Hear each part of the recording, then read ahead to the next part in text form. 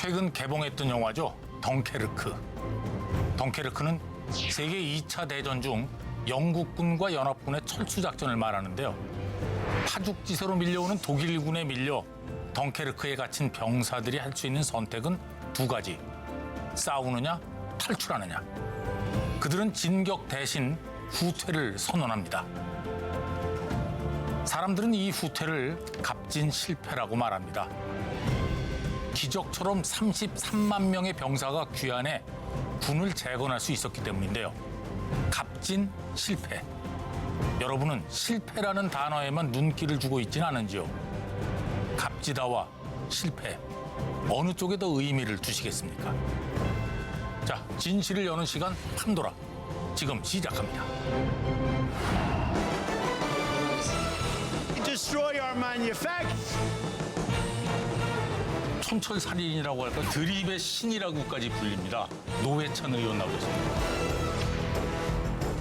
판도라 지금 열어야 하는데 이게 직업인데 평균 수명이 우리나라에서 두 번째긴 직업이에요. 아마 알아못자서요. 20곡의 방식인데 그 집에서 연습해갖고 오시는 거예요? 오늘이 방송 시간을 옮기고 난 뒤 첫 방송입니다. 아무튼 뭔가 바뀌니까 마음가짐도 뭐 새롭게 가져야 할 것 같은데 뭐 분명히 두 분은 그러실 거라고 믿겠습니다. 자, 정두원, 정청래 전 의원 나오셨습니다. 안녕하십니까? 네, 안녕하십니까. 정청래입니다. 예, 그리고 새로운 시작인 만큼 오늘 특별한 분을 모셨습니다. 정의당의 원내대표이신 노회찬 의원 나오셨습니다. 안녕하십니까? 네, 반갑습니다. 네, 환영합니다. 반갑습니다. 꼭 한번 뵙고 싶었는데. 예. 영광입니다. 불러주셔서. 무슨 우리가 영광입니다. 근데 뭐 노회찬 의원 하면 사실 정치계에서는 굉장히 입담으로 유명하신 분 아니겠습니까? 그 예전에 그 삼겹살 불판론부터 해가지고 최근에 그 대장균 발언까지. 근데 이거 젊은이들 사이에서 이런 게 저 뭐 방송 용어는 아닙니다만 드립이라고 얘기를 하거든요. 예, 뭐 저는 사실 드립커피를 좋아하지만 아니 그래서 저 젊은 친구들 사이에서는 노회찬 의원이 드립의 신이라고까지 불립니다. 그 집에서 연습해갖고 오시는 거예요? 아니요, 뭐 연습 같은 거는 안 하고요. 그런데 이제 우리가 보통 재밌는 말을 갖다가 이제 위트라기도 하고 예. 유머라고도 하는데 둘 다 독서량이 많아야지 되고 그러니까 이제 그렇겠죠. 평소에 예. 독서량이 많으니까 이제 그렇게 나오는 거고 저분도 그렇고 두 번째는 이제 저는 독서량이 위트는 이제 순발력인데 예. 유머는 이제 휴머니즘 인간이죠. 그렇죠. 인간이 담길 때 유머가 되는 거예요. 그 어원까지. 그게 해본 사람이 합니다. 예. 저기도 먹어본 분들이 보면은 네네. 이제 그 성분에 대해서 설명할 수 있듯이. 다만 뭐 저는 한 가지는 염두에 두는 게 이제 듣는 사람 입장에서 어떻게 들릴까. 네. 뭐 가수도 마찬가지 아니겠습니까? 듣는 사람들에게 어떻게 들릴까가 제가 무슨 얘기를 하고 싶은가 보다 더 중요하기 때문에 그 입장으로 자주 이제 돌아가서 보면 좀 쉽게 얘기하려고 많이 노력을 하죠. 그리고 사실 정치들 얘기 재미없잖아요. 그건 맞습니다. 자기 예. 주장만 하거나 아니면 잘난 척하거나. 예, 자기 잘난 척하거나 딱 두 가지만 하기 때문에 예. 그렇게 들리기 쉽다라는 그 항상 그 경각심을 갖고 있는 거죠. 그 판도라에서도 가끔 정청래 전 의원이 뭐 그런 식으로 뭐 본인은 회심의 발언인 것처럼 한마디씩 던지시거든요. 회심의 발언은 노회찬 내 마음. 이런 겁니다, 이런 거. 저는 청심의 발언. 이런 아니, 발언은 요새 어떻게 생각하십니까? 아니요, 요새 뭐 저기 SNS에서도 제가 자주 뵙는데 아주 뭐 민주당에서는 뭐 발군의 원탑이 아닌가 저는 그렇게. 오. 가수 두 분이 제가 알기로는 고등학교 동문 아니십니까? 제 선배죠, 1년 선배입니다. 그래요? 제가 예, 깍듯이 모시고 있습니다. 거꾸로 된 거 아닙니까? 정두원 전 의원 1년 선배예요? 제가 진짜 존경하고 사랑하는 후배인데 네. 기분 나쁜 게 하나 있어요. 뭡니까? 저보다 나이가 하나 많은 후배예요. 고등학교 재수했어요? 예, 제가 하는 늦게 들어가고 아마 또 일찍 예, 아마 초등학교 일찍. 그때 아니, 이게 들어가고. 나이가 한 살 많아도 이게 저 선배를 어떻게 그 깍듯이 깍듯이 모셔야 모시죠. 되고. 아 진짜 깍듯해요. 네. 특별히 깍듯한 분들이 몇 명 있는데 그 중에 한 명 이종걸 의원 깍듯하고 노회찬 의원 깍듯하고 되게 미안할 정도로 저 사석에서 회차나 이렇게 부르는 건 아니죠? 그렇게 불러본 그렇게 적은 없는 것 불러도 같아요. 되죠. 아니 근데 저는 깜짝 놀랐어요. 저 노회찬 의원께서 첼로를 연주를 하시나요? 예, 제가 중학교 때 꼬박 3년을 굉장히 유명한 분한테 네네. 사사를 받았는데 오. 이화여고 그 개국기념일 날 제가 이렇게 초청받아서 무대에 섰던 아, 첼로도 하시고. 그때는 첼로를 잘했군요. 오늘 첼로를 젤로 노회찬 잘했어. 의원 나오시니까 더 하시는 것 같아요. 아, 좀 흥분이 되네.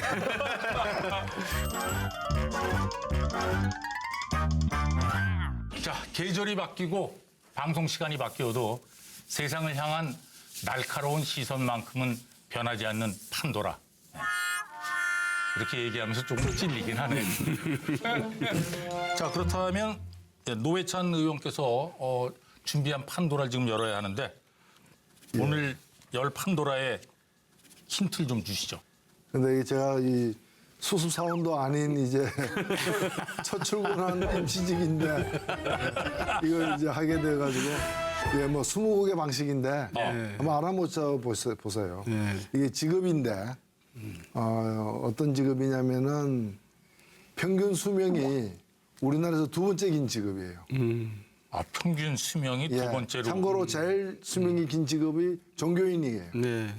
두 번째로 긴 직업을 가진 사람들. 일단 뭐 방송인은 예. 아니에요. 방송인이 짧더라고요. 이 아니 그 얘기가 우리 프로에도 한번 나왔었어요. 그러니까 그래요? 뭐 그거는 맞추는 수밖에 없네.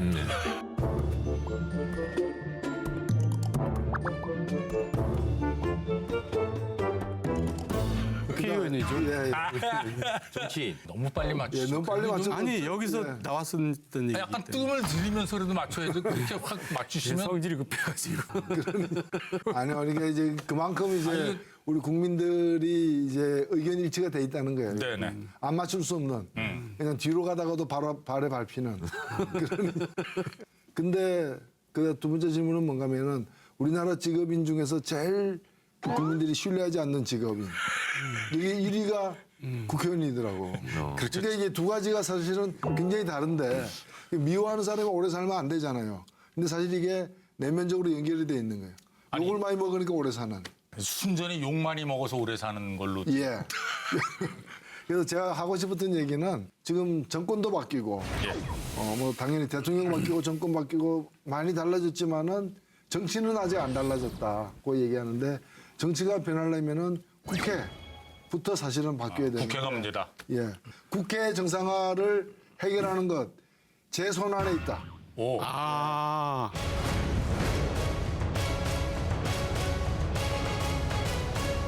국회 무용으로 시작하겠습니다. 하루빨리 국민의 국회로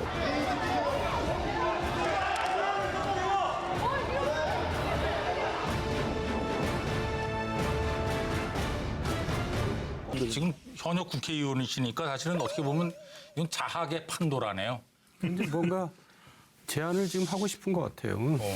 저는 정치인 몇 사람 바꾸는 걸로서 해결되는 문제는 아니라고 생각됩니다. 여러 가지 뭐 많은 방안들이 나오는데 과거에도 보면은 숫자 줄이자. 보기 싫으니까. 예. 숫자 줄이면 보기 싫은 사람 적어지고 그러면 신뢰도가 높아지느냐. 그건 아니다는 거죠. 최근에 와서는 또 뭐 다선 제한, 3선 이상은 더 이상 출마 못하게 만들자. 같은 지역구에서 연달아서. 근데 과연 뭐 그게 나름대로 의미는 저는 있다고 봅니다만은 그것으로서 그 법이 그런 제한이 노리는 바가 해결될 수 있느냐 저는 없다고 보거든요. 그래서 한 가지 해법만 가지고는 이 문제가 해결되지 않는다고 봅니다. 네. 여러 가지 해법이 필요한데 그 중에 하나가 뭔가면은 일단은 제대로 뽑혀야 된다는 점에서 이번 기회에 헌법을 고치는 과정에서 선거제도도 확 뜯어 고쳐서 국민들이 지지하는 만큼 그의 정비례해서 의석을 갖도록 해서 일단은 국민들 수준과 국회 수준을 맞춰야 되는 것이 1차적 과제라고 생각됩니다. 야, 근데 이 선거제도 개편은 사실 국회의원들이 합의해서 바꿔야 하는데 네. 자신들의 안위 문제가 걸려 있기 때문에 이게 잘 될까요? 국민들이 원하는 잘 안 대로? 되죠. 아, 잘. 예. 잘 될 리가 없죠. 저희 지난번 판도라에서도 그 문제를 한번 다뤘어요. 그러니까 17대 국회 때 민주노동당의 전체 득표율로 봤을 때 10석이 아니라 한 30석 정도 네. 된다. 그래서 정당 명부식 뭐 비례대표, 네. 연동형 비례대표. 네, 그렇습니다. 네. 그래서 그대로 바뀌면 정의당이 지금 몇 석으로 올라갑니까? 작년 선거 때 이제 7.3% 받았거든요. 네. 그러면 지금 22석 돼야죠. 300명에 7.3%. 예, 7.3이니까 예. 뭐 독일식에는 연동형 비례제로 했다면은 지금 21석 내지 22석이 돼야 되는데 사실은 지금 이제 오히려 7% 받은 당이 2%의 의석 점유율을 가지고 있는 거죠. 그래서 꼭 이 정의당만을 위해서가 아니라 사실 지금 특히 국민의당에서도 요새 그런 얘기를 많이 하는데 이제 다당제 시대다. 정치 다원화 시대다 이렇게 얘기를 많이 하고 사실 그건 사실이거든요. 그렇다면 그에 맞게끔 선거제도 개편이 필요한데 법률이니까 국회에서 고칠 권한을 갖고 있지만 기본 방향을 어떤 제도를 도입할 거냐를 국민투표로 물어서 결정하고 그걸 국회에 강제하는 거죠.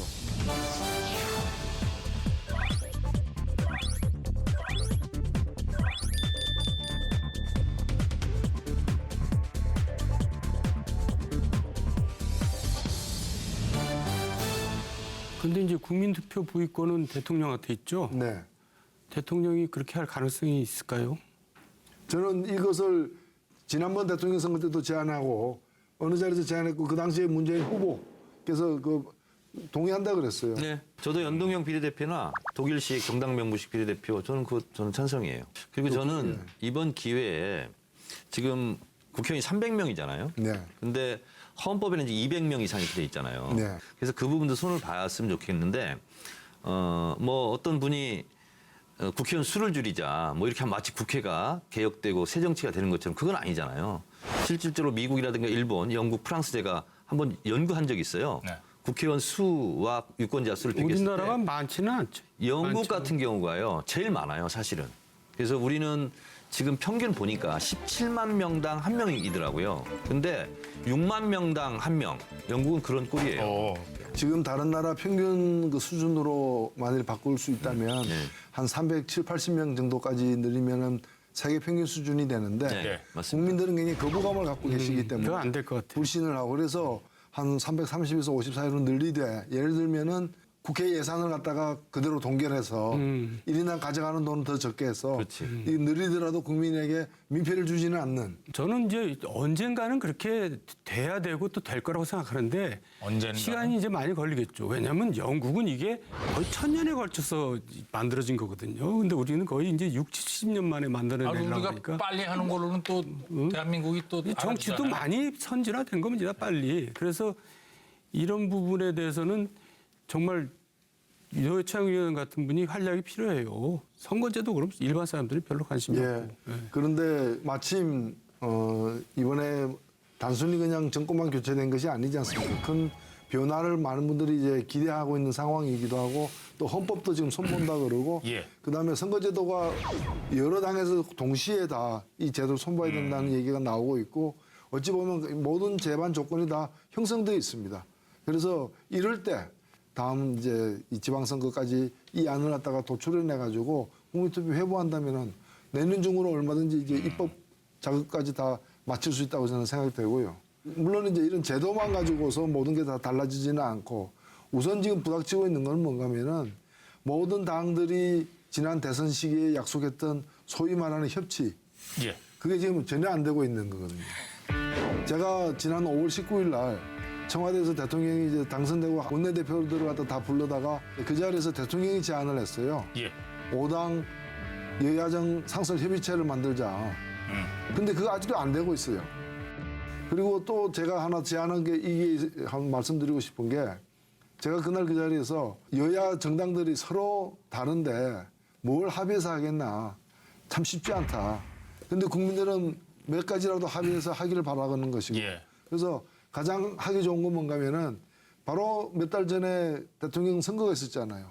그 선거에 5개의 당이 후보들이 다 나가서 국민들에게 약속한 게 있는데 그중에 공통적인 게 많아요. 아, 제가 한번 뽑아봤더니 각 당의 대선 후보들이 낸 공약 중에 같은 것들이 있단 예, 말이죠. 같은 게 39개나 돼요. 39개나 돼요? 예, 39개. 예. 이거는 각 후보들이 이제 선거 결과가 나오기 전에 국민들에게 한 약속이니까 지금도 일종의 유효한 거 아니냐는 거죠. 네. 당연하죠. 예, 저 공통 공약 이거 대표적인 거 몇 가지만 얘기해 주시죠. 그 중에 보면은 우리 이제 하도급 관계라거나 또는 원하청 관계라거나 또는 이 영세 상인들 문제. 네. 최저임금도 있고. 예, 공정거래법과 관련해 가지고 고칠 게 5개나 돼요.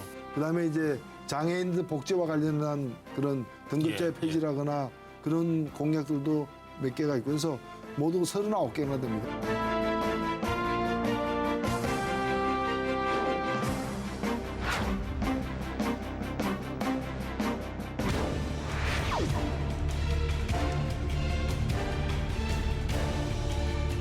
여야정 협의체 신설에 정의당을 제외하겠다고 했는데 여기에 대해서는 어떻게 생각하십니까? 예, 근데 그 얘기를 또 그러면 사실은 정의당까지 합해서 5개 당이 네. 여야정 협의체 하자라고 대통령이 밥 먹으면서 제안을 했고 그 자리에서 다 좋다고 동의를 했고 동의를 했군요. 그래서 합의문으로 발표를 했고 그리고 참석자들이 돌아가서 또 각각 기자 브리핑하면서 그걸 다 합의상에 넣어서 발표까지 하고 예. 그리고 2달 동안 아무 말도 없이 있다가 그 실무진 구성하려고 하니까 그걸 이제 사실은 정의당 핑계를 댔지만은 오늘 뭐 자유한국당이 얘기하는데 들러시기 싫다. 대통령 빛나는 자리에 왜 내가 가느냐 이제 그런 식으로 해가지고 어떤 당은 정의당 핑계 대기도 하고 어떤 당은 뭐 무조건 싫다 그러고 그러면서 지금 이루어지지 않고 있는 거죠. 그러니까 정의당이 교섭단체가 아니라서 그렇다는 형식 명분은 그거죠. 명분이 그거겠죠. 이제 그때 대통령이 제안하는 그 자리에서는 동의했지만 곰곰이 생각해 보니까 그 자리에 가면은 여당 도와주는 역할을 하게 될 것 같다라는 속 좁은 생각을 하면서 이제 그걸 거부하는 당도 있는 거죠 지금. 뭐. 아니 그 나와서 자신들의 얘기를 하면 되는 거 아니겠습니까? 예, 사실은 보면은 저는 그렇게 생각합니다. 지금 정치는 특히나 이 촛불 이후의 정치는 민심을 누가 얻을 것인가 가지고 경쟁을 하는 그런 정치여야지 어떤 상대방을 갖다가 어떻게 흠집내거나 상대방이 잘못하거나 예. 뭐 망가지거나 무슨 사고라도 나거나 하는 걸 기다리거나 또 그걸 도모하는 식으로 해서 남의 불행을 예. 나의 행복을 알고. 그렇게 해서 이기려고 하는 정치는 국민들은 이미 다 염증을 내고 있다고 저는 봅니다. 그리고 아무리 지금 그 지지율이 높아도 이 정부가 뭐 전지전능한 신은 아니잖아요.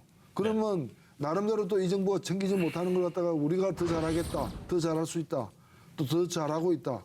야당도 야당의 역할이 있기 때문에 그런 쪽으로 매진을 해야 되는데 이제 그런 정치에 아직은 익숙하지 않은 것 같아요. 노회찬 의원님이 그런 면에서는 아주 훌륭하십니다. 가끔 이렇게 묻어가기도 하시더라고 이렇게. 대통령 칭찬도 많이 하시고. 그건 아니. 들어간다는 표현을 쓰세요. 아니, 우리는 뭐 이제까지 소신껏 살아왔기 때문에 저는 문재인 정부 성공해야 된다 봅니다. 정권이 교체되든 안 되든 누가 나중에 들어서더라도 이 정부가 성공하고 뭔가 진척을 봐야 그 다음 정부가 그 위에서 또 자기가 하고 싶은 방향으로 더 잘할 수 있는 거 아니겠어요? 근데 문재인 대통령이 너무 잘해버리면 네. 정의당이 좀 입지가 좀 줄어들지 않을까 이런 걱정은 솔직히 없어요. 대한민국 입지가 더 중요하죠. 대한민국 입지가. 네, 저는 우리 국민 입지가 더 중요하죠. 아주 훌륭한 정치입니다. 예. 속 좁은 얘기를 하세요. 아니 왜냐하면 그런 의심을 하는 분을 대변해서 이 시대의 참 의심 대변인으로서 제가 이렇게 말씀드렸습니다. 아니고 뭐 나라 잘못되면 정의당 좀 좋아지면 뭐합니까 솔직히. 네, 저는 그렇게 생각합니다. 야, 이 얘기 진짜 임팩트 있는데요. 예. 천하의 노회찬인데 그럼.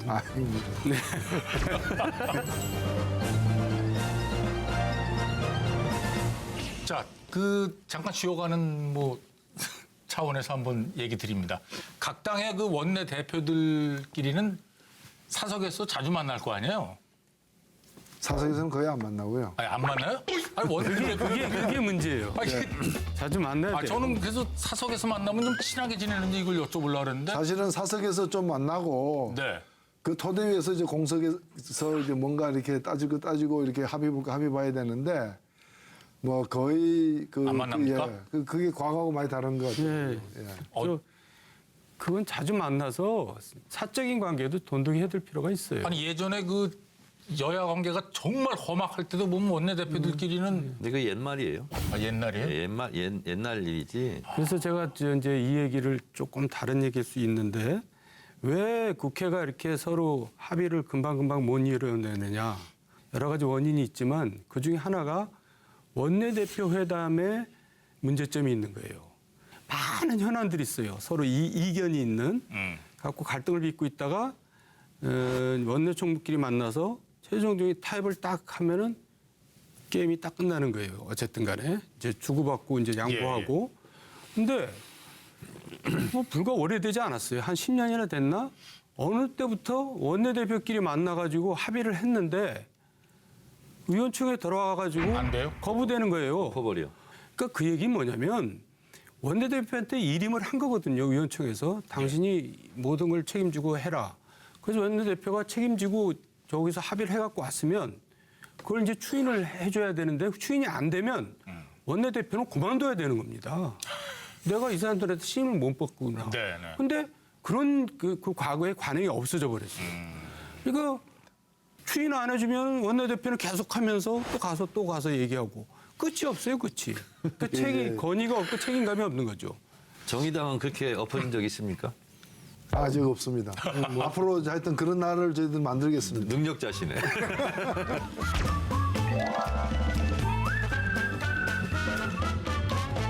국회 얘기 나왔으니까요. 나온 김에 각 정당의 행보에 대해서 잠깐 짚고 가겠습니다. 자유한국당은 정기국회 일정을 전면 보이콧하기로 했습니다.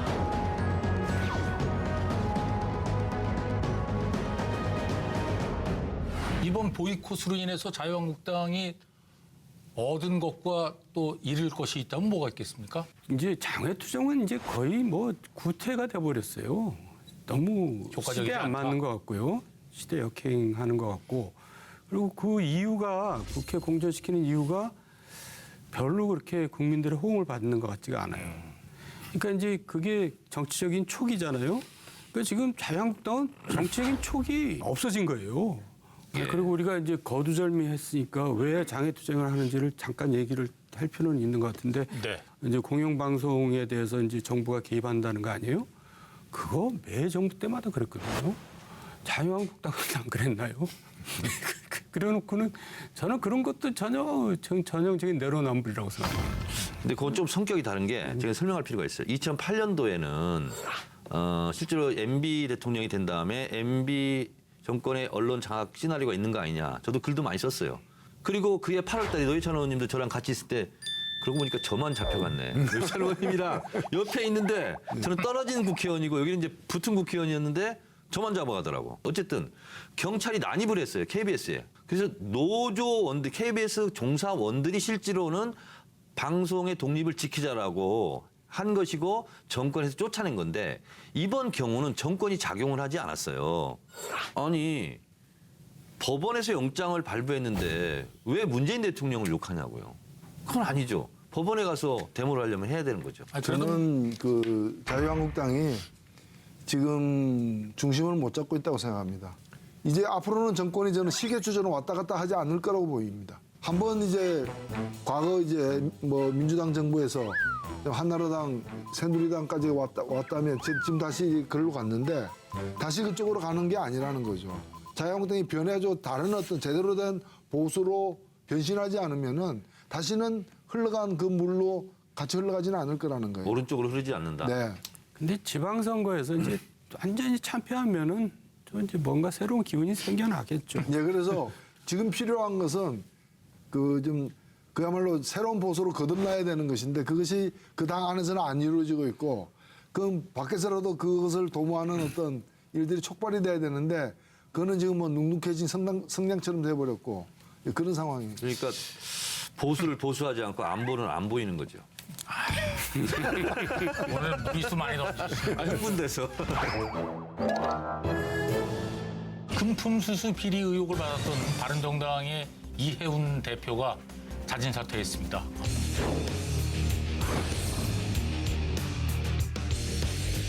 저는 오늘 바른정당 대표직을 내려놓겠습니다. 야당 대표로 막중한 소임을 다하지 못하고 많은 신뢰를 끼쳐드린 점 진심으로 사과드립니다.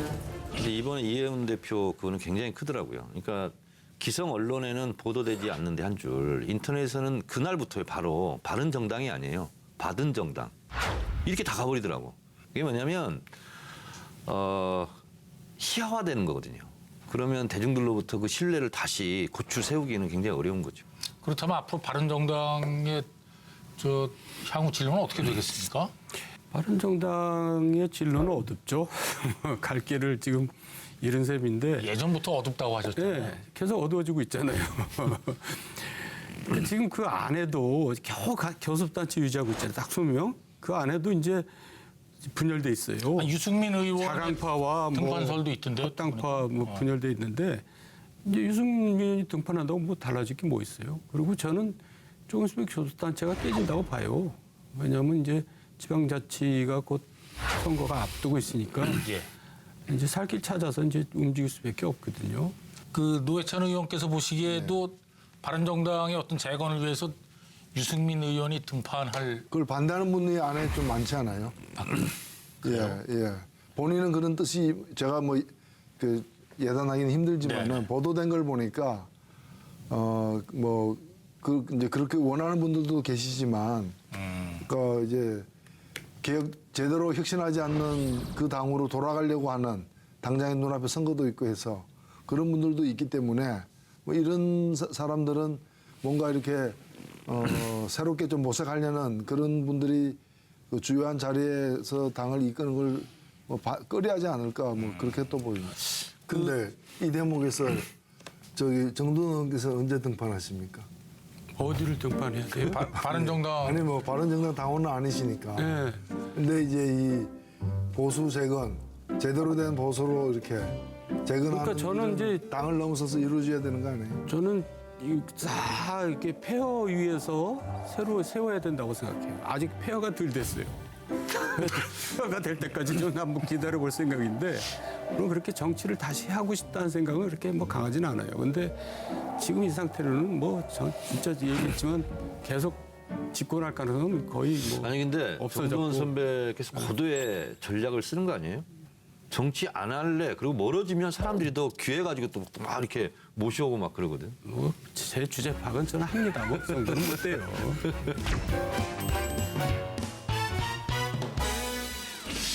자, 한편 저 국민의당은 하락하는 지지율을 잡기 위해 본격적인 활동에 들어설 예정이라는데요. 민심 회복을 위해서 지금 지방 투어를 떠난 안철수 대표의 행보 이거 어떻게 보십니까? 뭐 고생만 하는 거죠. 지방에 다닌다고 뭐가 달라집니까? 물론 할 일이 없으니까 그거라도 하는 거죠. 하지만은 죄송합니다. 아닙니다. 예. 가끔 저는 깜짝 놀라요. 너무 직설적으로 얘기하셔가지고. 아니, 사실대로 얘기한 거죠. 그래서 직설적으로 아주 얘기해. 그래서 그 매력에 빠지는 사람들이 늘어나는 저 소식을 제가 듣고 있습니다. 제 주변에도 저 정두원 전 의원 팬들이 늘어가고 있습니다. 아 그래요. 또 거기 네. 거기 또 넘어가면 안 되지.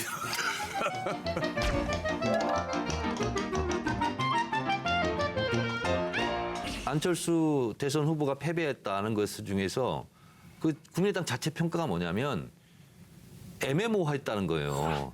뚜렷한 전략이 없고. 근데 계속 지금 뭐 극중주의 얘기하면서 중도 얘기하는데 사실 중간에 끼어가지고 존재감이 또 없어지고.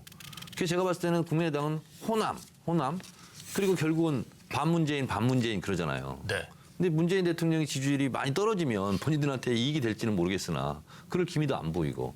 그러니까 뭐 정두원 선배님 말처럼 그냥 가만히 있느니 그냥 그런 거라도 뭐 하는 거 아닌가? 근데 국민의당이 사실은 민주당처럼 이렇게 해 나가면은 제일 곤혹스러운 게 민주당일 거예요. 자신들이 과거에 주로 걸어왔던 길 그리고 지금도 견지하고 있는 가치나 철학 이런 걸 더 유공 없이 발휘하게 되면은 그렇게 되면은 국민들의 마음을 갖다가 상당히 많이 가져갈 수 있다고 봅니다. 근데 지금 뭐 이번에 대선 보고서도 나왔다고 평가서가 나왔다고 하는데 지금 저 당의 운영 방식은 꼭 바로 몇 달 전에 우리가 다 같이 보았던 그 TV 토론에 나가는 사람 같아. 지금도 그때 했던 그런 은행 태도 어떤 태세를 가지고서 네. 대선이 끝난 지금도 하고 있는 거 아닌가? 자, 노회찬 의원께서는 향후 정치계 지형이나 이 판세가 어떻게 바뀔 거라고 보십니까? 예, 뭐 저는 아직 촛불이 끝나지 않았다고 보고 네. 이게 나라냐라는 그 물음은 이게 국회냐, 이게 정부냐, 이게 대법원이냐, 이게 법원이냐 이런 물음으로 다 확산되고 있다고 사실 생각됩니다. 되기 때문에 지금 뭐 검찰개혁, 법원개혁 얘기하듯이 국회개혁, 정치개혁 자체가 가장 큰 과제고 그 속에서 우리 국민들이 바라는 거는 이미 넘겨진 낡은 페이지가 되풀이되지는 않을 거라고 보여집니다. 그래서 우리도 조심해야 돼요. 방송 보시다가 이게 방송이냐 이렇게 나올 수 있거든요. 자, 아까 판도라 힌트에 좀 이제 정리된 거죠? 네. 다음 판도라는 좀 재밌게 한번 열어볼까요? 네. 자, 정청래 전 의원이 준비한 판도라. 이게 다 너무 쉬울 것 같아서. 왜냐면 굉장히 이렇게 일부러 안 맞춰볼게요, 그럼. 일부러 맞추지 말고 그러면 재밌게 한번 하겠습니다. 좀 자, 참신하게 내주세요. 뭐는 생각을 담는 그릇이다.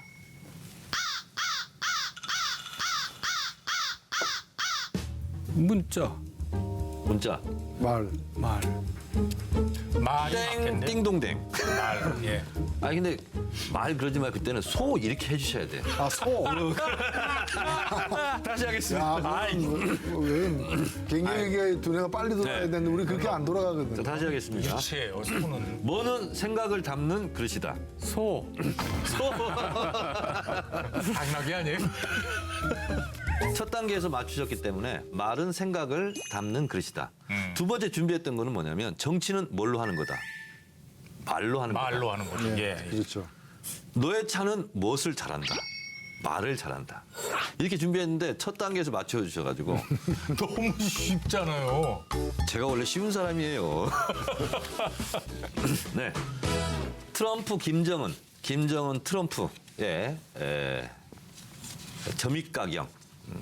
지금 말잔치가 말폭탄이 지금 진행 중에 있습니다.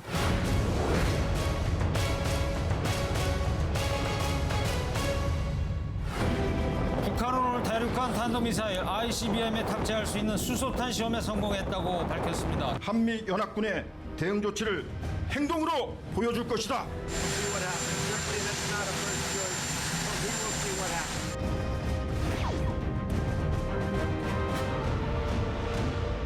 트럼프 대통령은 김정은은 뭐 좋은 사람이다, 스마트하다 이렇게 얘기했다가 김정은을 만나면 참 영광이겠다 이렇게 얘기했다가 화염과 분노에 휩싸이게 될 거다. 네.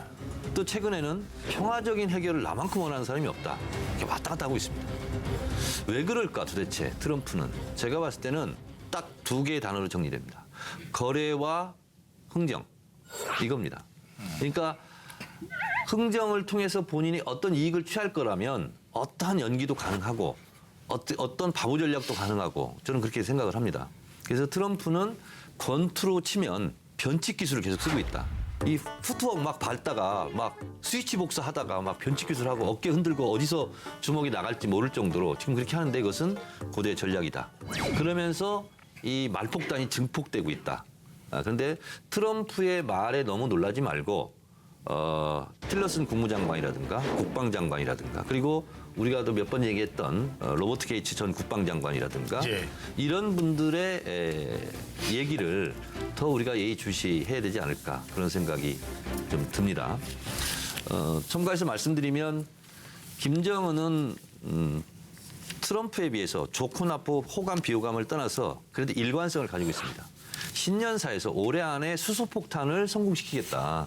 그렇게 얘기하거든요. 그래서 거기에 차근차근 그 말대로 지금 가고 있고 그래서 우리가 9월 3일 날 6차 핵실험을 했지만 지금 전문가들도 그렇고 저도 그렇게 예상을 하는데 9월 9일이나 10월 10일 이럴 때는 다시 7차 핵실험을 할 가능성도 있고 ICBM 대륙간 탄도미사일을 또 한 번 발사할 가능성도 있다.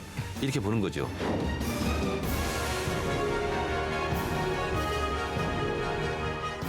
그 트럼프 대통령이 이렇게 말을 오락가락 계속하는 게 어떤 의도가 있다고 보십니까? 일부러 말을 바꾸다기보다는 하나의 방향으로 향해서 계속해서 몰아가고 있는 그런 상황이 아닌가 싶습니다. 그러니까 겉으로 보면은 사실 그 김정은과 트럼프의 어떤 말 대결은 무승부예요. 근데 하나는 라이트급이고 하나는 헤비급이기 때문에 라이트급이 이긴 거죠. 급수가 다른데 이제 무승부를 했으니까 라이트급이 사실상 이긴 건데 그러나 이 국문에서 어찌 보면은 아직 이제 위기가 더 남았다라고 보는 거죠. 더 가파른 위기의 고개 위로까지 계속해서 올라가고 있는 상황이고. 그렇습니다. 예. 이거 뭐 치킨 게임 하는 거 비슷하게 가는 거죠. 그리고 그렇게 가야 좀 더 가야 이제 대화와 타협의 길이 열린다라고 서로가 보고 있는 거죠. 네. 아니 그래도 일각에서는 트럼프 대통령이 이 거래와 협상의 천재라는 얘기까지 있거든요. 그거는 비즈니스 얘기죠. 이거는 진짜 정치 얘기거든요. 그리고 복잡한 국제 정치 얘기고요. 네네. 제가 이제 이분 얘기하면 별로 뭐 저도 얘기하고 싶지는 않은데 근데 MB 같은 경우 이제 비즈니스맨이니까 모든 걸 또 비즈니스 마인드로 네. 저 생각을 할 수밖에 없어요. 근데 그래서 이제 어떻게까지 얘기하냐면 내가 말이야 그렇게 큰 기업을 열 몇 개를 내가 해본 사람인데 뭐 이 나라 정도야. 근데 나라 정도야? 그렇게 실제로 얘기를 했거든요. 네. 근데 정치라는 거는 정말 더 복잡하고 어려운 거예요. 이해관계가 얼마나 복잡하니까 온 국민의 그 다양 각양각색의 사람들, 기업이야 집단들, 사실 뭐 세력들. 이윤만 내면 되는 거 아니에요? 예. 그러니까 말이에요. 그러니까 이 트럼프 같은 경우는 저는 두 분 얘기하고는 조금 감이 다른데요. 저는 그냥 헤매고 있다고 좀 생각이 들어요. 저 정치 분야에 들어와가지고. 그러니까 강요들하고도 엇박자가 나고 자꾸 그러는데 일부러 뭐 연출해서 하는 것 같지는 않고. 그래서 이제 굉장히 불안한 거죠. 더욱더. 그러니까 유엔 안보리에서 지금 추가 대북 네. 제재 결의안이 채택될지가 관심이잖아요. 관심, 예, 그렇죠. 그러니까 이게 미국이 제출한 이 저 초강경 전방위 제재안이 이게 통과가 되겠습니까?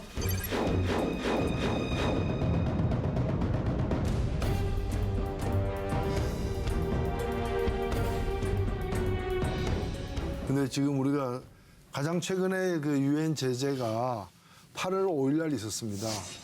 그게 있게 되게 된 게 7월 4일 날 미국 그 독립기념일에 ICBM을 갖다가 미사일 발사를 했거든요, 북한이. 예. 그래가지고 그것 때문에 그걸 제재하는데 33일 걸렸어요. 왜 33일이나 걸렸느냐? 미국이 만든 초안에 원유 중단 이런 게 들어가 있었는데 그리고 해외성출 노동자 완전히 그 귀국시키고 이런 문제까지. 근데 이걸 러시아하고 중국이 반대하니까 타협 보느라고 33일 걸린 겁니다. 예. 근데 지금 9월 4일 날 발사를 핵실험을 했는데 9월 11일 날 결의안 통과시킨다. 방금 말씀하신 그 내용으로 통과시킨다. 불가능합니다.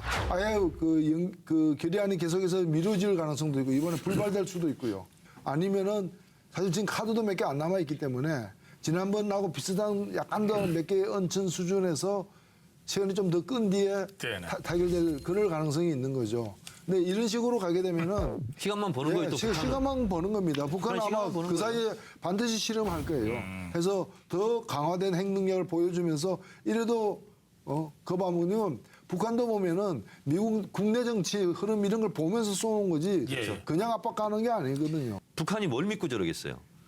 중국은요. 북한의 원유를 제일 많이 공급하는데 원유를 부분적으로는 중단한 적이 있습니다. 네네. 근데 이걸 전면적으로 송수관을 닫을 수가 없어요. 그 이유가 물리적인 이유입니다. 이 원유 그 원액이기 때문에 그게 파라핀인가 그런 성분이 있어 끈적끈적한답니다. 한 번 다 닫잖아요. 그 송유관을 다 뜯어내야 된대요. 그래서 전면 중단하기가 물리적으로 불가능하고요. 그리고 중국의 입장에서는 북한이 입술이거든요. 입술이 없으면 바로 잇몸이 시리게 돼 있어요. 근데 북한에게 극단적인 조치는 못하고 만약에 중국이 저는 원유를 전면적으로 금지한다. 그리고 석탄과 섬유 다 끊어버린다. 그리고 이 지금 나온 원안에 찬성한다 그러면 거의 뭐 북한으로서는 단교 수준까지 가지 않을까요? 그래서 저는 불가능하다. 그리고 괜히 그런 센 안이 나와서 시간만 끌게 된다. 저는 그래서 이것이 굉장히 우리로서는 딜레마고 어려워요. 근데 원래 이 북한 문제가 쉽게 풀릴 문제가 하나도 없잖아요. 항상 장기적인 호흡으로 가야 되고 복잡한 문제고. 항상 장기적인 딜레마가 호흡으로 와가지고 뭐가 됐냐 이거예요. 아니 그래서 우리가 전쟁을 할 수는 없잖아요. 아니 그래서 제가 한번 저 정리를 나름대로 해갖고 왔는데 정리된 거지만은 자 91년도에 이제 비핵화가 된 거잖아요. 노태우 대통령 때 이제 폼나게 했습니다. 그래서 남한이 이제 핵 부재가 됐는데 그래가지고 이제 우리는 핵국포로부터 해방됐다. 북한은 이제 핵 제조를 하지 않기로 했다. 네. 이제 만세 불렀어요. 그로부터 26년이 지나가지고는 우리는 핵이 없어졌고 북한이 핵이 생긴 꼴이에요. 김영삼 대통령 뭐라 그랬느냐. 어느 동맹국보다도 민족보다 더 나을 수 없다고 얘기를 했어요. 김대중 대통령 뭐라 그랬냐면 북은 핵을 개발한 적도 없고 능력도 없다. 내가 책임진다. 이렇게 얘기를 했어요. 노무현 대통령은 북한 핵 주장에 일리가 있다. 북에 많은 양보를 할 것이다. 북핵 문제는 잘 관리해 나갈 수 있다. 다 말의 성찬이지 뭐 대화를 하자 말자 뭐 이런 거 떠나서 한 게 하나도 없는 겁니다. 지금 북에 대고 대화하자는데 콧방구나 낍니까? 그래서 결론을 얘기하면은 저는 이제 와서는 마지막 그리고 유일한 방법은 전술핵을 다시 재배치하는 길 위에는 없다. 저는 그렇게 성급하게 얘기를. 사실 이른바 북이 핵 갖고 있으면 우리도 핵 갖고 있자. 그럼 균형을 이루면은 그 공격을 못할 거다라는 얘기는 지금 벌어지고 있는 상황하고는 좀 핀트가 다르다고 봅니다. 왜냐하면은 북한이 남쪽을 갖다가 북한 노동 미사일이라거나 스커드 미사일, 남쪽을 공격할 수 있는 사거리를 가진 미사일에 핵 탄두를 소형화해 가지고 달 수 있는 능력을 개발한 건 3년 전이었어요. 그러니까 3년 전에 이미 우리를 공격할 수 있었고 전술핵이 필요했다면 3년 전부터 필요했던 겁니다. 근데 지금 북한은 어느 단계인가면은 우리를 공격하는 능력을 제고시키는 것이 아니라 미국하고 협상하기 위한 어떤 확실한 어떤 핵 무장력을 인정받을 필요가 있기 때문에 계속 그걸 개발하고 있는데 만약 전술핵을 많이 배치하면 그런 그 개발을 중단하느냐 전혀 관계없다는 거죠. 그래서 더 개발해 나갈 거라는 거죠. 그리고 이것이 확실하게 더 개발되게 되면 미국 입장에서는 핵은 가지고 있어라. 그 대신 탄도미사일, ICBM 같은 탄도미사일은 다 제거해라. 그렇죠. 그래서 대남 남측도 그대로 두고 네. 미국이 그렇게 이게 위협적인 무기만 없애라 이렇게 되는 거죠. 그렇기 때문에 이게 전술핵만 얘기 둔다고 해서 해결 안 되던 문제가 해결될 리는 없는 것이고 그 문제는 핵 우산 가지고도 가능한 일인 거죠. 그래서 뭔가를 이 상태에서 한 걸음이라도 더 나아가기 전에 스톱시킬 수 있는 그런 이 협상을 갖다가 추동을 해야 되는 겁니다. 어쨌든 6차 북핵 실험하면서 사드 배치에 가속도가 붙었습니다. 결국 경북 성주군에 있는 주한미군 사드 기지에 잔여 발사대 4기가 추가 배치됐습니다. 사드 추가 배치 소식이 전해지자 빗속에서도 400여 명의 주민이 모였습니다.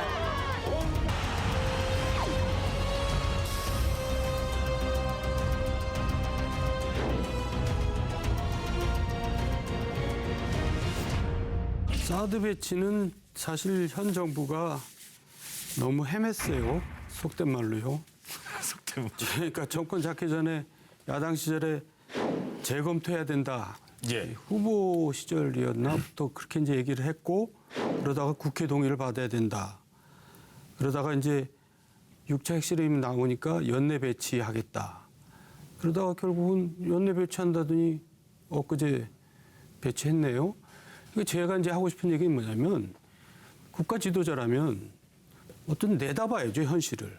현실을 내다보고 뭐가 이제 갈 길이 이제 내가 이건 해결이 안 되고 이건 해결이 되고 뭐 이렇게 가늠해 가면서 이쪽으로 가겠구나. 그러면 거기에 맞춰서 미리 준비하고 그래야 되는데 어차피 지금 배치했잖아요. 배치할 걸 가지고 결국 이제 또 속된 말로 얘기하면 약 올릴 건 다 약 올린 겁니다. 양쪽을 다. 그 얻은 게 뭐가 있냔 말이에요. 그거는 굉장히 안보 무능이라고 할 수가 있어요. 그러니까 그거는 결국 국내용으로 의식했던 거죠. 국내 좌파들한테 의식하고 뭐 그랬던 거 아닙니까? 지금 안보가 좌파 의식할 일입니까? 그래서 제가 만들은 얘기가 있어요. 사람 낳고 이념 낳지 이념 낳고 사람 낳냐. 안보 문제에 이념을 집어넣다 보면 그런 일이 생기는 겁니다. 좌파 의식하고 이러다 보면은 갈지자로 가다가 결국은 국익 손해만 보고 말이죠. 할 건 하면서. 저는 핵도 마찬가지라고 봅니다. 북한이 핵 동결 안 합니다. 그러면 우리가 할 일은 뭐냐? 이제 그렇게 해서 가야죠. 뭘 응하지도 않는 대화를 하겠다 그러고 뭐 그런 거는 진짜 말의 성찬이죠. 아니, 지금은 응하지는 않지만 결정적으로 이 클라이막스까지 간다면 결국은 대화에 들어간다 하는 것이 대체적으로 이렇게 전문가들의 분석입니다. 그리고 어찌됐건 국민들은 처음에는 사드 배치 부분에 대해서 찬반이 팽팽했었는데 지금 여론조사를 보니까 70%예요, 찬성이. 그리고 반대가 잘못했다 하는 것이 18%입니다. 예. 한마디만 더 덧붙이면 문재인 대통령이 환경 영향 평가를 얘기를 하면서 실제로 연내 배치는 어렵겠다 이렇게 간 것은 중국에 대한 사실은 화해 제스처였다고 봅니다. 근데 지금 이제 북한이 핵실험을 하고 그러니까 문재인 대통령으로서는 미국과 보조를 맡는 것이 무엇보다도 중요하다 이렇게 판단을 하신 것 같아요. 네. 근데 우리가 사드를 배치하면서 중국에게 대북 제재에 힘을 실어달라 하는 모순이잖아요. 그러면. 그렇죠. 중국은 기분 나빠하는 짓을 하면서 중국한테 도와달라는 꼴이잖아요. 그런 것처럼 지금 북핵과 관련해서 지금 6자 이름에 6개국의 이해관계가 다 다르고 네. 그것이 모순도 있고 딜레마도 있는 거예요. 그래서 저는 무보직 청와대 대변인으로서 참 문재인 대통령이 힘드시겠다. 그런 생각을 좀 합니다. 어찌 보면은 중국을 견제하기 위해서 미국이 한국이라는 어떤 최전방 어떤 위치에서 그 위치에다가 사드를 갖다가 미국 사드를 갖다 배치하는 거죠. 그러니까 중국은 싫어하고 미국은 필요한 거예요. 북핵 위기가 고조되는 이 판에 미국에서 강하게 밀어붙이니까 박근혜 정부 말기에 이걸 갖다가 선뜻 받았고, 그다음에 황교안 대행이 또 이걸 갖다가 전격 배치에 이제 동의를 해줬고, 현 정부는 당연히 그에 대해서 비판적인 입장을 취하고 있다가 최근에 와서 핵 위기 고조되는 과정에서 미국의 강한 어떤 압박에 못 이겨서 배치 당한 거예요, 이거는. 배치를 한 게 아니라 어쩔 수 없었다, 불가피했다 지금 이렇게 설명하고 있잖아요. 그래서 그렇기 때문에 저는 이 문제가 앞으로도 좀 두고두고 화근이 될 거라고 보여져요. 왜냐하면 우리는 제재 압박 소용없다는 건 확인된 거 아니냐. 그럼 남은 건 두 가지인데 전쟁과 평화인데 전쟁할 거냐 하면 안 된다는 거 아닙니까? 그럼 값이 들더라도 평화를 할 수밖에 협상으로 갈 수밖에 없는 건데 이 협상에서 나가는 과정에서 사드를 배치함으로써 우리가 미국하고는 가까워졌을지 몰라도 중국하고는 돌이킬 수 없는 강을 사실상 건넌 거기 때문에 이 여건이 굉장히 안 좋아졌다는 거죠. 지금도 보면은 아니 사드 배치를 갖다가 결행하면서 동시에 푸틴한테 원유 공급 중단해라 먹힙니까? 안 먹히는 거죠. 러시아도 사드를 반대하고 있게 굉장히 반대하고 있죠. 중국도 마찬가지예요. 그래서 핵 문제를 갖다 평화적으로 푸는 데 있어서 난관이 조성됐다 이렇게 볼 수 있습니다. 공방경제 포럼의 수빈으로 уважаемый господин президент, уважаемые 그 사드가 미군과 미국의 한국에 이제 있는 미국민들을 위한 무기다에 대해서는 저도 동감을 합니다. 하지만은 사드는 알다시피 이제 종말 요격형이거든요. 그러니까 이 날라와가지고 떨어질 때 맞추는 거기 때문에 방어용이에요. 공격형이 절대 아닙니다. 40-50km 상공에서 맞춘다는 거 아니에요? 그렇기 때문에 이제 중국이 두려워하는 건 사드 그 자체보다도 이제 레이더죠. 엑스밴드 레이더잖아요. 그러니까 이제 엑스밴드 레이더가 거기까지 우리 안 간다라는 것만 입증을 해주면 되는 거예요. 내가 볼 때는. 근데 이제 그걸 이제 중국에서는 이제 뭐 입증이 가능하지 않다라고 보는 건지 의심하는 건지 모르겠는데 어쨌든 얘기가 좀 복잡해져 가고 있어서 죄송하고요. 저는 어쨌든 결과가 사드 배치했잖아요.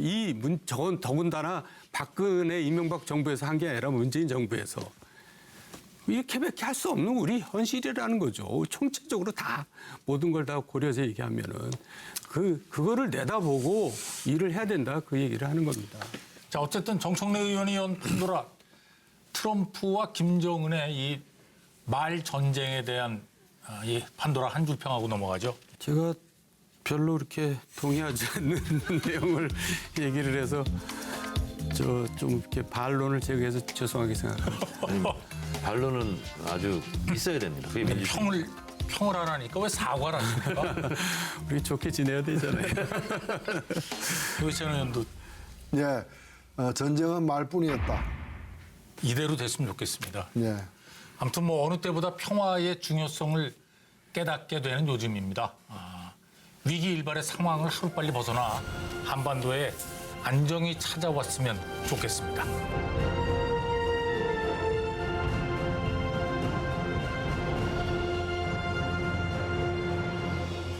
자, 이제 정두원 전 의원께서 판도라를 열어주셔야 하는데 뭐 이건데 퀴즈도 너무 쉬워요. 금방 알아맞힐 퀴즈라서. 우리가 70년대 그 출산 장려라 그럴까? 표가 뭔지 아시죠? 아들, 딸 구별 맞고 둘만 낳아 잘 기르자. 예. 사실 격세지감을 느끼는 표잖아요. 근데 사실 둘만 낳아도 요새는 어디입니까? 그것도 이제 안 낳는 판인데. 지금 굉장히 지금 심각하죠, 저출산이. 그럼 제가 이 얘기를 왜 꺼냈을까요? 우린 모르죠. 알아맞히고 여시려고 꺼내신 거죠. 지금 이제 굉장히 저출산 문제. 지금 지금 사회적으로 가장 문제가 되고 있는 게 있잖아요. 지금 정치 문제나 외교 문제 말고 여러분 아시잖아요. 학교 밖에서 벌어진 학생들의 예. 폭력. 얘기하시죠. 예. 예, 그거하고 연관지어서 제가 할 얘기가 있어서 그 얘기를 꺼낸 겁니다. 학교 폭력의 원인이 저출산이다 이렇게 얘기하시는 거예요? 그 원인 중에 하나는 저출산이다.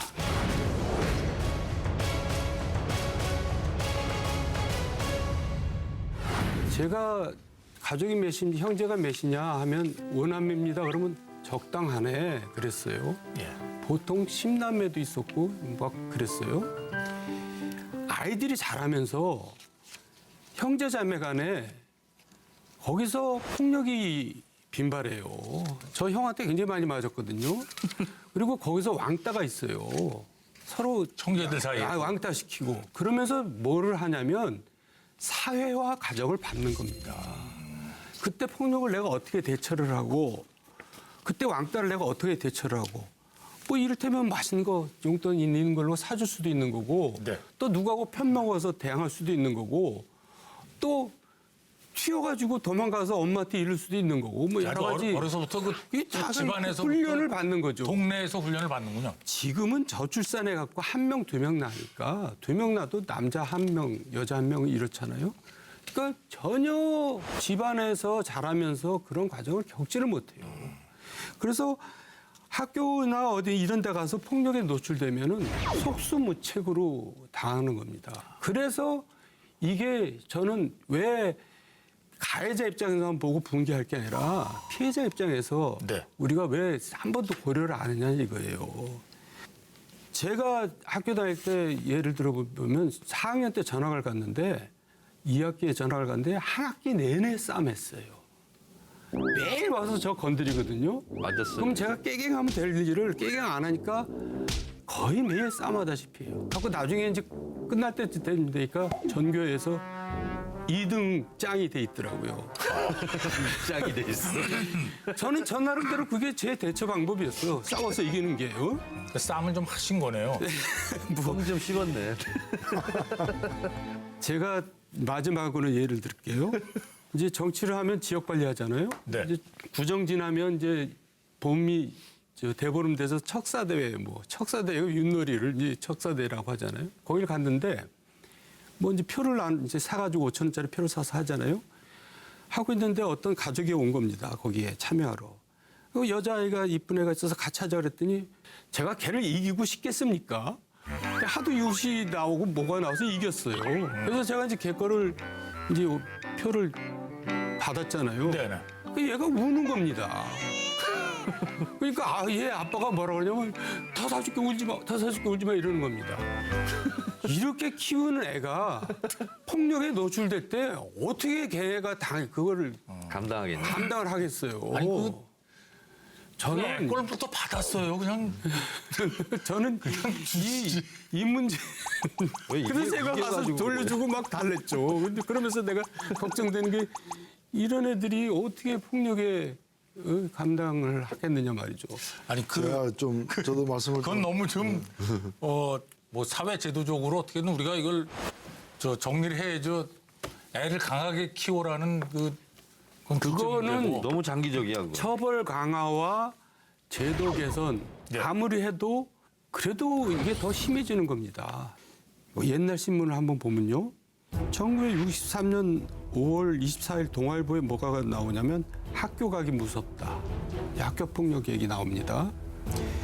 1975년 8월 23일 날 동아일보 보면 두려운 10대의 범죄 성향 먼저 나오고요. 또 그다음에 82년도 경향신문 보면 중학생들 편싸움, 살인 서클, 이제 흉기 편싸움 이 얘기가 나옵니다. 제가 이 얘기를 하는 이유는 뭐냐면 폭력 문제가 어제 오늘의 얘기가 아니라는 거죠. 그리고 물론 이제 흉포화돼가고 저령화돼가는 건 맞는데 뭐 굉장히 이건 정말 제가 생각할 때 100년 전에도 심했고 200년 전에 심했고 1000년 전에도 심했을 겁니다. 요즘 애들 그래서 문제는 제가 이제 똑같은 거예요. 결국 얘기하는 건 뭐냐면 우리가 분개하고 처벌을 강화해야 된다, 연령을 낮춰야 된다, 뭐 다 좋은 얘기입니다. 다 또 그렇게 할 필요도 있고요. 그렇지만 그 다 가해자의 입장에서 지금 우리가 문제를 보고 있는 거예요. 피해자의 입장에서 문제를 보는 얘기를 들어본 적이 없어요. 사실 뭐 그 이집트에서 발견된 로제타 돌이라고 해가지고 로제타 돌. 예, BC 그 3,000년 전에 쓰여진 그 글을 해독해 보니까 요즘 젊은이들은 버릇없다. 뭐 이런 말이 이제 뭐 네. 고금동서에 다 통용되는 말이 이제 옛날부터 있었다는 건데 이제 고조명 안에서 좀 통계적으로 살펴볼 부분이 있습니다. 네. 제가 파악해서 온 대검 통계에 따르면은 소년 범죄자 수가 2012년부터 해마다 쭉 달라져가지고 낮아져가지고 2016년도에는 10만 명에서 7만 5천 명으로 낮아졌고요. 연간 네네. 소년 범죄자 수가 전체 범죄자 중에서 소년 범죄의 수가 5.6%에서 3.9%로 낮아졌어요. 이것은 그 소년 범죄 중에서 강력범 있죠. 예. 그래서 폭처법이라 해가지고 폭력행위 등 처벌에 관련된 법으로 이게 굉장히 죄질이 나쁜 그런 흉악범의 소년범 접수 사건이 접수된 건수가 2012년에 2만 1,000건이었는데 2015년에는 그 절반인 10,000건으로 낮아졌어요. 점차 개선되고 예, 있다고 본. 개선되는데 근데 문제는 뭔가 하면 근데 왜 지금 우리가 느끼는 건 다르냐? 이게 과거와 다르게 이번에도 그랬지만 그 범행 현장이 생생하게 그냥 동영상으로다가 이렇게 SNS가 발달하면서 예. 되면서 우리가 피부로 느끼는 거는 훨씬 더 많아지고 흉포화되고 있지만 실제로는 수는 그렇게 늘어나는 건 아니다라는 게 제가 갖고 온 통계입니다. 근데 이 얘기를 자칫 잘못 들으면은 상황이 좋아지는데 왜 난리냐 이 얘기를 제가 하고 싶은 얘기가 전혀 아니고 그건 아니죠. 예. 왜냐면 약간 옛날에는 안 보여지고 그냥 제목 글자 하나로 누가 누구를 때렸다는 정도로만 전해지던 것이 실상이 우리에게 전해지면서 사태의 심각성이 뒤늦게 알려진 거죠. 그래서 문제는 심각하다는 것은 인정할 수가 있고요. 저는 일단은 이 심각한 사태를 갖다가 어떻게 심각성을 우리가 다 인정할 수 있는데 있는데 이게 마치 과거에는 방금 지적하신 것처럼 아무 문제 없었는데 최근에 와서 갑자기 이런 일들이 많이 생긴 건 아니라는 거예요. 우리나라에서 이 청소년에 관련된 재판을 제일 많이 한 분. 그래서 12,000명 정도의 재판을 갖다가 담당한 청소년 재판만. 예. 그 천종호 부장판사라는 분이 그 얘기한 거에 따르면은 유형이 달라진다는 거예요. 과거에는 본드 흡입 뭐 이런 것들이 많았다면은 지금은 이제 뭐 음란물 이런 것들이 이제 발달한 IT 그 기술을 기반으로 해가지고 유통이 많이 되다 보니까 선거와 연관된 그런 이제 범죄가 이제 많아진 그런 유형의 변화는 있지만 양적으로 많아졌다기보다는 그 구체적 내용들이 더 아주 적나라하게 이제 우리에게 알려지면서 뒤늦게 우리가 문제의 심각성을 깨닫게 되었다. 이런 어떤 세태의 차이가 있다는 거죠. 그 아프리카 아까 얘기하셨잖아요. 그럼 저도 아프리카 속담 하나 말씀드리고 시작하죠. 한 아이를 키우려면 온 마을이 필요하다. 이런 속담이 있답니다. 아프리카에. 그래서 결국은 우리 아이들의 폭력 문제 이런 것이 가해 학생이 일차적으로 잘못이 있지만 사회 전반적으로 이 학교 폭력, 청소년 범죄가 영향이 있다는 거죠. 네. 그래서 그것을 연구한 분이 있더라고요. 프랭크 엘가라는 교수의 분석에 의하면 학교 폭력 가해율이 성인 살인율과 일치하고 비례한답니다. 아, 그래요? 네. 그리고 소득 불평등 수치인 지니 개수와도 아주 밀접하게 비례하고 있다. 그래서 결국은 학교 폭력의 발생은 부의 불평등하고 관련이 많답니다. 그러니까 가난한 동네 바로 옆에 아주 부촌이 백만장자들이 마을이 있다. 그렇게 된다면 긴장 상태가 형성이 된답니다. 아이들 심리적으로. 그래서 스트레스를 받고 폭력으로 이어질 가능성이 크다. 네. 이게 이제 사회 심리학적 분석이에요. 그렇게 본다면 저출산 문제도 뭐 연관성이 있겠지만 지금 보면은 우리 아이들이 유해 매체라든가 특히 뭐 안 좋은 동영상이라든가 이런 부분에 너무 많이 노출이 돼 있어요. 그리고 모방 범죄가 있죠. 물론 피해자 학생 부모들의 그 피 끓는 심정을 우리가 잘 이해를 해야 되겠고 일단 그래서 즉시 처방을 할 것이 있고 그다음에 조금 더 중장기적으로 우리가 사회의 구조를 바꾸고 분위기를 바꾸는 그런 노력도 병행해야 되는데 그런 면에서 봤을 때 제가 이 시대의 참 조사인으로서 네네. 최근 불거진 그 여중생들의 폭력을 제가 조사하다 보니까 차마 제가 글씨로 옮겨 쓰기가 좀 부담스러울 정도로 전 국민의 공분을 사고 있는 부산 여중생 집단 폭행 사건. 강원도 강릉에서 집단 폭행을 당한 사실이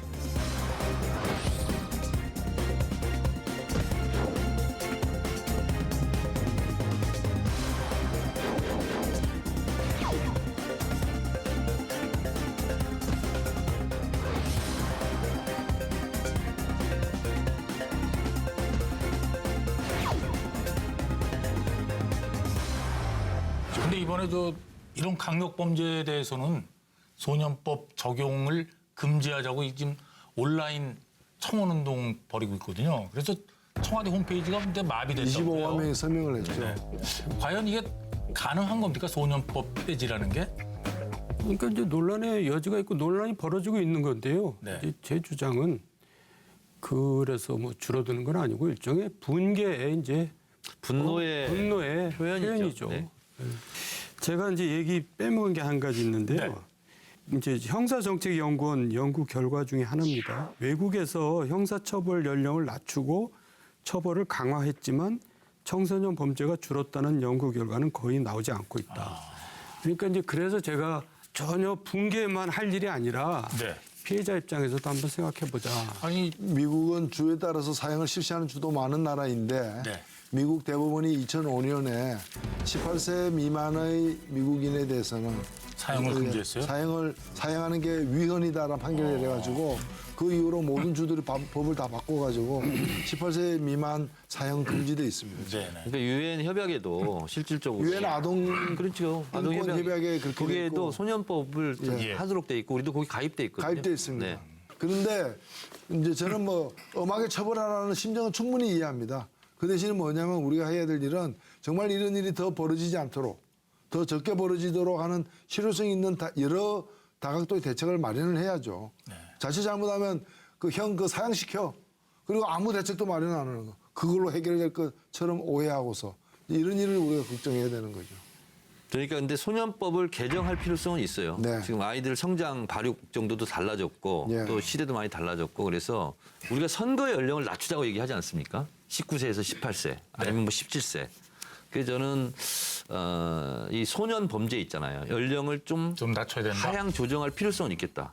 저는 그런 생각이 좀 듭니다. 그래서 촉법 소년 14세 전후잖아요. 예. 그래서 이것을 한 살 정도 좀 낮췄으면 좋겠고 소년 개념이 19세 미만이더라고요. 소년의 개념이. 그래서 저는 이것도 좀 낮췄으면 좋겠다. 그런 생각이 좀. 네. 제가 볼 때는 일단은 소년법을 개정해가지고 소년을 갖다가 이 18세 미만으로 바꿔야 되고요. 동시에 18세는 선거권 줘야죠. 또 그렇게 되면. 네네. 예. 뭐 처벌도 어른하고 똑같이 받으면서 선거권만 안 줘서 되는 건 아니기 때문에 안 되죠, 예. 그런 걸 이제 만들어야 되는 거고 일부 그 국회의원들이 지금 낸 법안들이 있습니다. 그게 몇 가지가 있는데 그 중에 하나가 뭔가면은 이 소년일 경우에 지금으로서는 이제 소년 중에서도 18세 미만은 어떤 죄를 저지르더라도 이제 그 사형이나 무기에 해당하는 죄를 저지르더라도 15년까지만 형을 때리게 돼 있어요. 아니 20년. 아니요.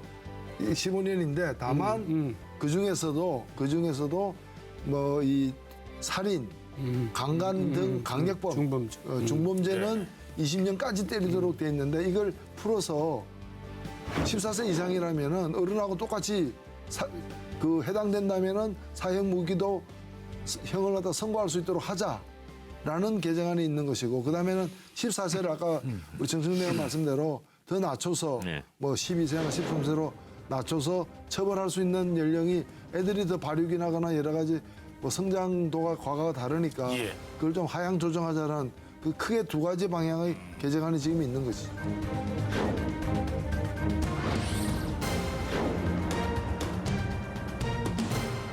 네, 아무튼 소년법이 계속 유지되어 온 이유는 이 청소년은 아직 미성숙한 존재라는 그런 걸 인정하는 거 아니에요? 그럼요. 이게 낙인 찍어서 사회로 내보내면 재범을 저지를 가능성이 커진다는 건데요. 이게 처벌과 계도 중에 뭐가 우선이 돼야 될까요? 그 영원한 숙제죠. 그렇죠. 그런데 저는 소년원이든 교도소든 들어가가지고 교도돼서 나온 것보다는 더 나빠져서 나온 경우가 더 많다고 생각해요. 근데 감옥 가보셨잖아요. 네. 노회찬 의원님 감옥 가보셨어요?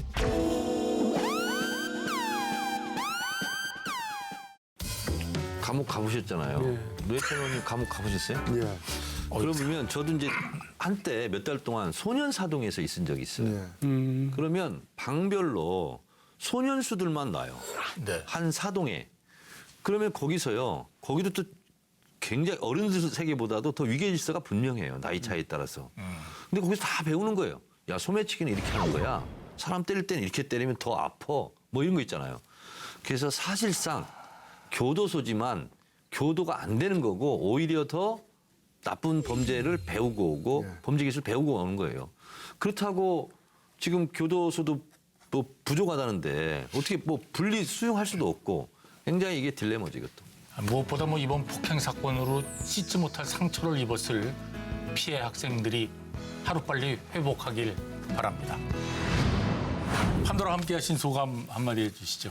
시간이 이렇게 빨리 간 줄 모르겠어요. 그게 이제 유익하고 그리고 좀 깊이 있게 다루는 그런 시간이 된 것 같습니다. 예, 근데 오늘 제가 기대하고 있었던 촌철살인의 저 비유는 오늘 안 제가 이제 하셨네요. 예, 되도록 살생을 갖다가 요새 좀 깊이 하고 있습니다. 살생을. 노회찬 의원 나오신다 그래서 마지막에 클로징 음악을 고르거든요, 늘. 네. 그래서 노회찬 의원이 살벌한 정치판에서도 늘 유머를 갖고 계시고 그래서 거기에 남 웃기는 게 제일 어려워요. 그러니까. 제가 제일 좋아하는 분 중에 한 분이 이제 찰리 채플린. 야, 찰리 채플린 좋아하십니까? 야, 저는 뭐 모든 아니, 걸 오늘 제가 다 좋아합니다. 찰리 채플린을 떠올렸거든요. 그래서 제가 오늘 저 찰리 채플린이 만든 스마일이라는 곡이 있어요.